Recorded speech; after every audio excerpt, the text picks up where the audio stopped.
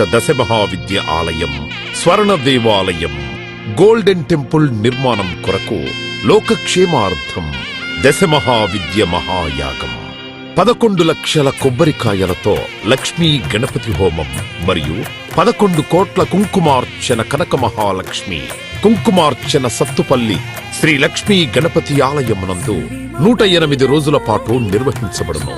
ఈ కార్యక్రమంలో భక్తులందరూ పాల్గొని తీర్థ ప్రసాదములు స్వీకరించి భగవత్ కృపకు పాత్రులు కాగలరని మనవి.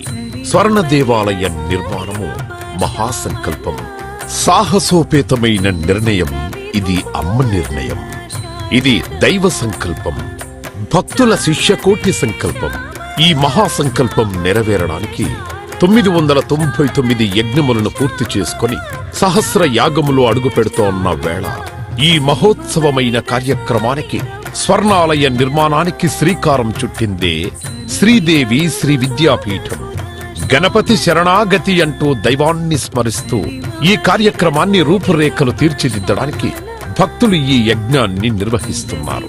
ఈ స్వర్ణాలయ నిర్మాణానికి స్థలదాతలు, విగ్రహదాతలు, నిర్మాణదాతలు, పోషకులు, రాజపోషకులు, మహారాజ పోషకులు, భక్తులు సహాయ సహకారములు అందించి తెలంగాణ ప్రాంతంలో ప్రతిష్టాత్మకంగా ఈ దేవాలయ నిర్మాణాన్ని చేయడానికి ఇంటికొక పువ్వు ఈశ్వరుడికొక మాల అన్నట్లుగా అందరూ సహాయ సహకారాలు అందించవలసిందిగా కోరుతున్నాం.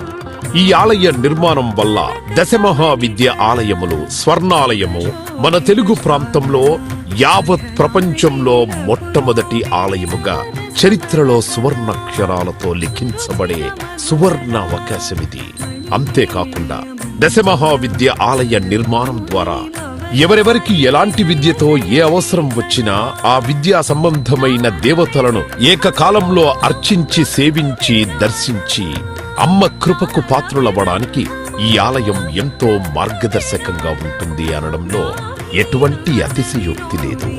అలాగే ఎలాంటి ఆర్థిక సమస్యలైనా, ఎటువంటి సమస్యలైనా పరిష్కారమవుతాయి అమ్మ కృప వల్ల.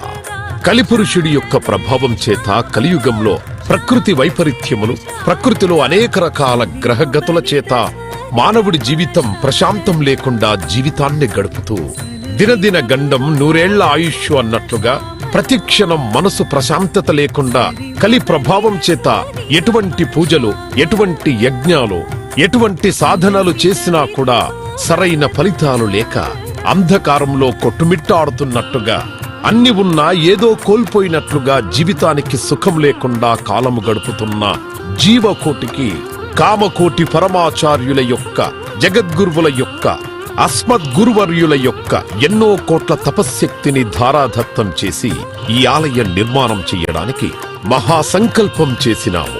పూర్వజన్మలో దాన ధర్మాలు చేయడం వల్ల ఈ జన్మలో దాన ధర్మాలు చేసే శక్తి మనకు లభించింది. అటువంటి శక్తి కలిగి ఉండి కూడా దాన ధర్మములు చేయకపోతే ఈ జన్మకు చరితార్థం లేదు.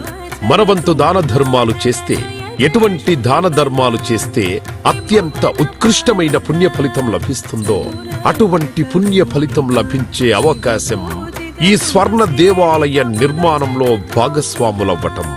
పూర్వజన్మ సుకృత ఫలితం ఉంటే గాని ఈ ఆలయ నిర్మాణంలో భాగస్వాములు కాలేరు, అమ్మ సేవలో పాల్గొనలేరు, అమ్మ సేవలో తరించలేరు.